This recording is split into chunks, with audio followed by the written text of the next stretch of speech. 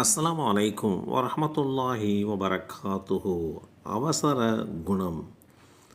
அல்லாஹுடைய தூதர் ஸல்லல்லாஹு அலைஹி வஸல்லம் அவர்கள், மக்களே, உங்களை கட்டுப்படுத்தி கொள்ளுங்கள், அவசரப்படாதீர்கள் என்று கூறிய இந்த செய்தி அபு மூசா அல் அஷ்அரி ரதியல்லாஹு அன்ஹு அவர்கள் மூலமாக அறிவிக்கப்பட்டு ஸஹீஹுல் புகாரியிலே 4202 என்ற எண்ணிலே பதிவு செய்யப்பட்டிருக்கிறது.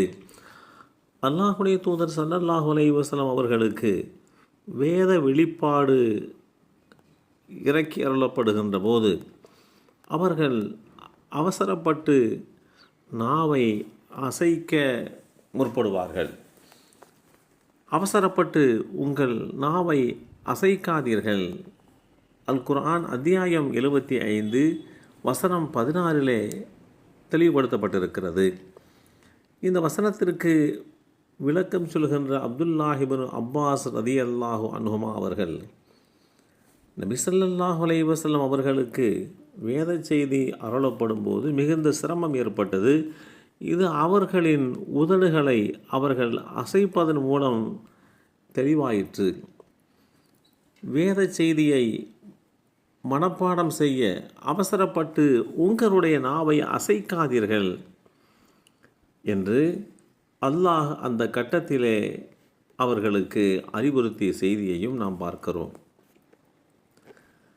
இந்த செய்தி ஸஹீஹுல் புகாரியிலே 5 என்ற எண்ணிலே பதிவு செய்யப்பட்டிருக்கிறது. பொதுவாக அல்லாஹுடைய தூதர் ஸல்லல்லாஹு அலைஹி வஸல்லம் அவர்கள் சொல்வார்கள், நான் பிரார்த்தித்தேன், ஆனால் என் பிரார்த்தனை ஏற்கப்படவில்லை என்று கூறி, நீங்கள் அவசரப்படாத வரையில் உங்கள் பிரார்த்தனை அங்கீகரிக்கப்படும்.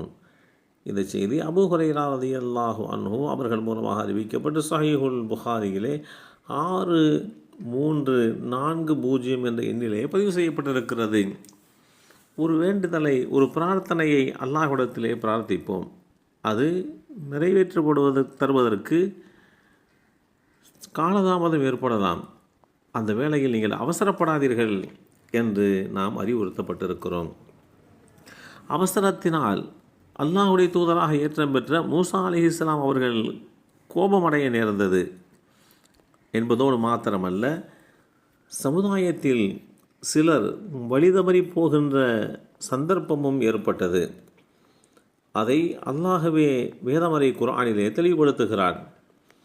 நபி ஸல்லல்லாஹு அலைஹி வஸல்லம் அவர்கள் அவசரப்படுவதை மனிதனை இழிவுபடுத்துவதையே இலக்காக கொண்ட ஷைத்தானுடைய குணம் என்று குறிப்பிடுவார்கள். மனிதனிடம் இருக்கின்ற அலட்சியம், பதற்றம், கோபம் ஆகியவற்றின் வெளிப்பாடுதான் இந்த அவசரம்.